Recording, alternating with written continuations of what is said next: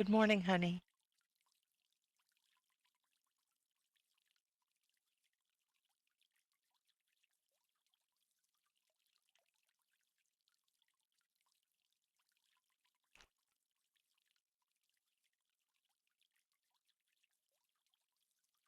Welcome to the archive, which I call home.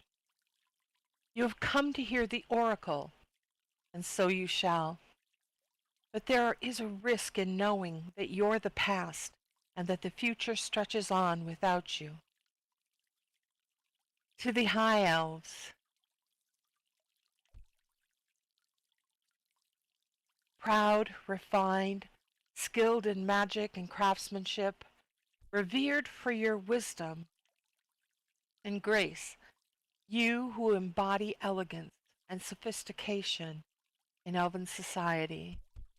Here's what I would say to you. As the countless lives have proven, fate can't be outrun. Would fleeing stop the universal spinner at her wheel, or cause the weaver to abandon the cosmic loom? Even I am bound through, though they call me oracle. Would running make me other than I am, or would I be compelled to find those I dream and tell them what their future holds, or would they stumble and find me in unlikely places, carrying with them the scars from perilous journeys?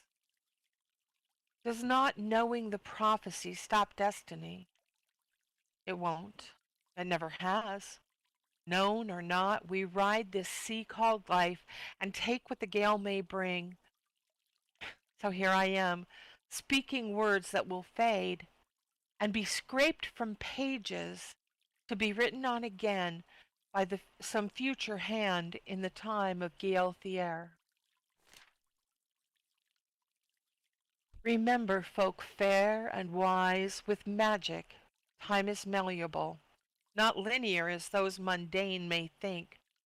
What you see as now is subsequent to some millennia ago from where you once stood, from that ancient past called forth by some errant mist and magic, before the death, before the poison sea, before the midnight run and 1,000 nights on storm-tossed ships. If in puzzlement you stand, ask now, when language evolves, what remains? A remnant, some vague vestige that only scholars can decipher. This record is a palimpsest of sorts, or a tablet made of clay in some riddled language of the elves long faded. The moon is full, and Ilarion shows her face. In silvery radiance she shines, the friend of bliss. She is guided by the Queen of Stars through nighttime skies. So now we invite you to the sacred dance. Drink deeply of both Miravor and mead, the first to wipe the weariness from your mind, the second to make you merry. The blessed dance that follows the moon, our eternal mirror, with veils that swirl like clouds that drift across her ever-glowing face. We dance in steps that call to remember all her phases, though she is full and round tonight, as she always is in times of merrymaking. The friend of bliss, Ilarion, who blooms in the garden of the sky. Your feet will find the way. They know the patterns. Come and dance in the beauty of this night, which will never come again. To the High Elves. We are this land, each arch a testament to simplicity. Each stone is shaped by the most skilled hand placed to enhance the beauty that is seen. Each walk, home, and temple is refined, for aesthetics must ever be maintained. We have the eye to see the most precious, the most refined silver or gold, platinum or mithril when it can be found, the best of the best, or better still. As we build Our land we build ourselves, sumptuous materials of the finest weave. No stitch leaves its line, and each embellishment, no matter how minute, designed with care. Expect that we ourselves are art, but with harmony and restraint.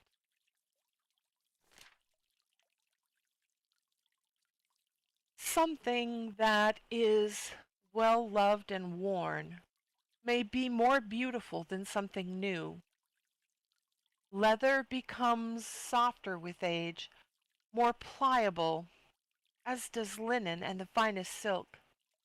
Lace, once stiff with starch, once aged, will lay a whisper on the skin. Metal takes on a patina that is art all by itself.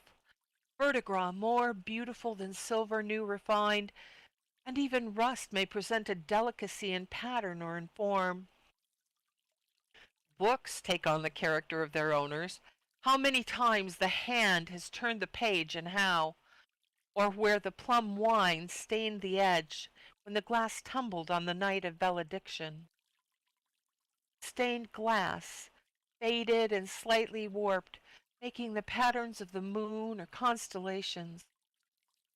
Beauty comes not just from perfection, but from inner light, fragility, existence, trials, from appreciation of the whole. Read. Yes. Study too and well. Gain knowledge. But no, this isn't wisdom, for wisdom dwells in experience. History will teach so much, not just what happened, but why. The myriad of lives that were spent in seconds, vibrant beings who took much with them when they left. Make mistakes. Learn. Try again. Learn. Make mistakes and try again. Understand the consequences of actions. Knowing this will cultivate understanding. Listen to the hard-won wisdom of those who have walked before. Those who have found a teacher have found knowledge, but those who have found a mentor access a hoard of ancient secrets.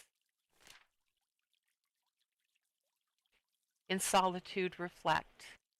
Look inward as well as out. Be mindful that the foundation of wisdom is formed through the understanding of others. Think new thoughts, but don't bind them to yourselves as sacrosanct. Listen to those who have come from other lands, who believe differently. This in turn will build your resolve or irrevocably change it. Both are roads to be traveled. Some things can't be learned. They come from deep inside. Listen to intuition and true emotion as opposed to arrogance and histrionics. Some things will transcend rational thought. Wisdom is paradoxical, a mystery, a treasure to be ever sought. Those deepest truths discernment can provide. If you've met an awkward elf, then an elf you've never met. For all are grace in motion with clumsiness unmet. They move just like the water or the stars up in the sky. Never hurried, never worried, they have not wings but fly. Willow lithe, each step precise and clean, ever self-possessed, detailed and serene. Be one and be in harmony with all that elfdom grants, and if ever you've the opportunity, come join us in the dance.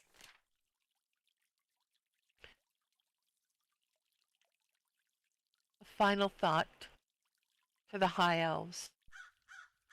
Dance while you may and laugh in these bright days, for bleaker, harsher times will follow in time's step. You needn't worry about your lifetime, or those of your children, or your children's children many times, but those of your life line will know the toxic sea and live in tears. To the dark elves, secretive, cunning, masters of shadow and intrigue, often misunderstood. You who possess formidable magical abilities and deal in stealth and subterfuge. This I would say. Listen to the songs of my dark friends. They think this long summer will never end, that they are more than any other, that unlike elves are not their brother, that ancient heritage will tell, and that they're the truest elves as well. They live not in the sun, but in harsher places have begun. Darker than the moonless night their magic, insect spies, and things necromantic. Believe that they're born not just to rule, but to subjugate in all things cruel. Think they're stronger, smarter too. To the underground they all withdrew. Pity them, for most their days are numbered, and by their thinking they're encumbered. Earl Shadow Ruler aspired to rule the Everdark. He started with his neighbors, absorbing them under his wing. His soldiers brutally trained in excruciating oppression, and with them he took the clans one by one, starting in the lower depths. Not that they were many there, but those who were murderous. He sought magic along with might, sacrificing to the blood rendered, and crimson rivers ran, and the ground drank the viscous draught. Next to the center depths, where he married well, and then well again when his family's wife fell to illness. Married again, again, again, again. Of enemies made allies, joined their houses unto his. He promoted the best of the worst, the most loyal, not even if not highborn. The common man flocked to him because in their frenzy they believed, all brutal, all without mercy, all screaming his name. When he arrived at the capital, he found it his house. The soldiers left the wall to join his ranks, and so the city fell. The Reaches paid him tribute to stay where he was and well away from them. The wise would wonder, does he dream higher now?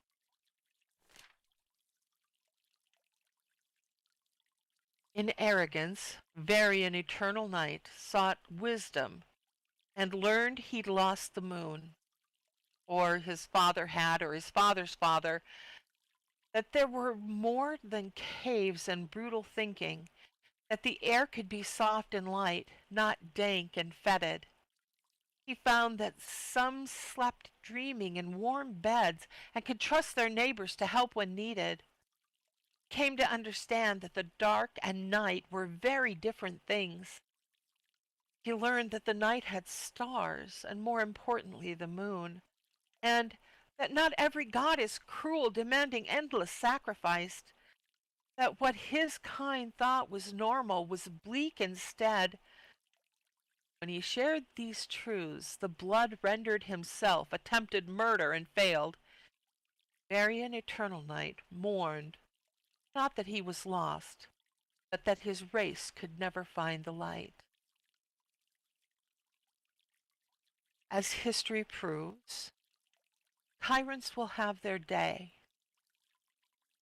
They either do not care, or they are monsters, or that they believe that their might will ever rule. 'Tis hubris to believe such lies. Tyranny will fail. The truth will eradicate their mendacity. To the wood elves, those who are attuned to nature's rhythms, living harmoniously in forests, you who are skilled archers, guardians of the wild, honoring the balance of life. Finlore Whisperleaf would follow those who in folly followed the will-o'-wisp to bring them safely home. He knew where the pixies played and how to ply them with pollen, though those have not many who walk and do not fly. Fairy Sprite, Fay, and Brownie all called him friend. He hunted the hunter when the need arose, and with both bow and sword brought them low to make safe the woods, his hearth, his heart.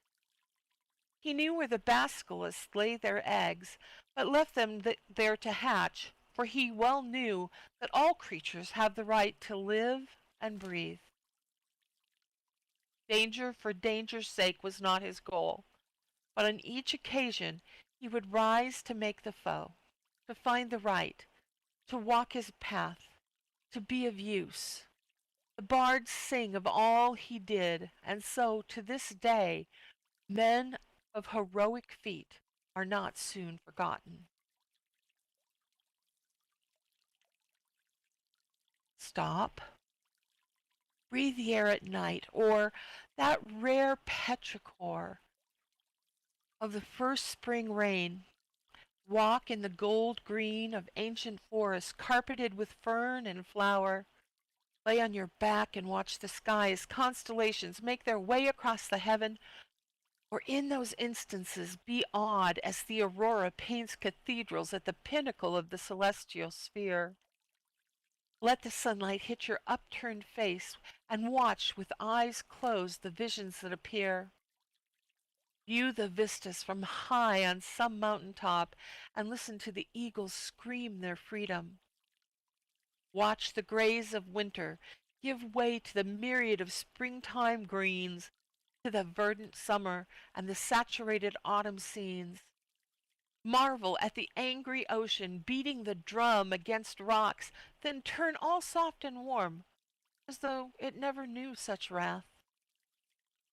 Listen to the silence. Learn the language of the wind, the birds, and the droning of the bees. It's too easy to forget in the busyness of life that nature comforts and can heal your mind and soul.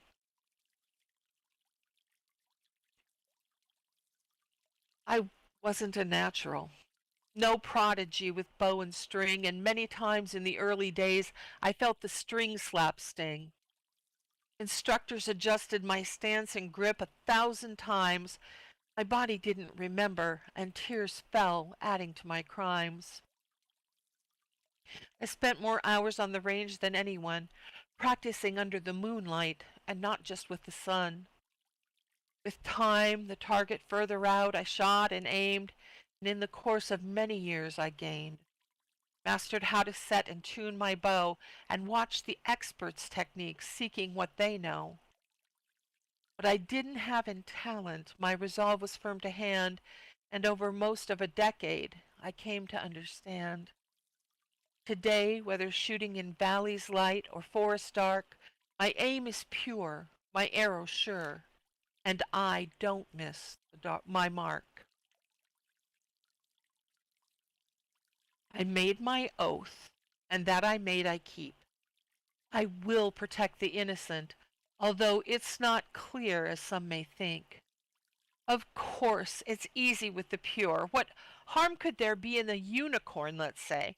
But sometimes evil seeks what they call evil, which if left alone would not bring harm. Oh, that's unclear. Let me speak plainly. If you go and poke a dragon in its den, then flee as it follows to retrieve what you have stolen, or if you hunt the chimera for no sake but fame, then you're the one who must be stopped, for you bring calamity upon us all. My fealty is to the oath, not to you or your agenda. To the wood elves. The sun rises and sets upon us all, both of those of ethics high and low. Virtue does not exempt tragedies that fall.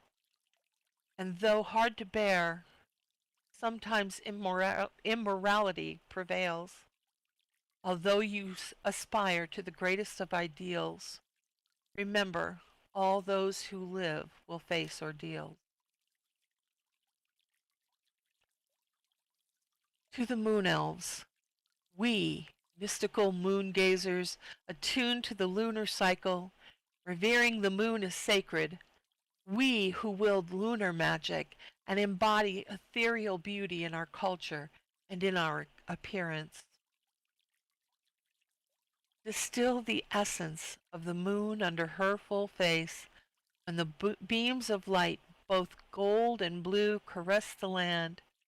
Pick shadows from beneath the tree, thin threads to swirl through the light, those hidden aspects which all have, and starlight sparkles from the heavens sent, and from the earth the moon lace lily scent. With this elixir, learn to know your inner self, see others in a different light than that of day, navigate the things unseen, the unknown realms, connect and draw from the universal powers. In bottles made of diamonds, this draught gleams. With but a sip, you can manifest your dreams.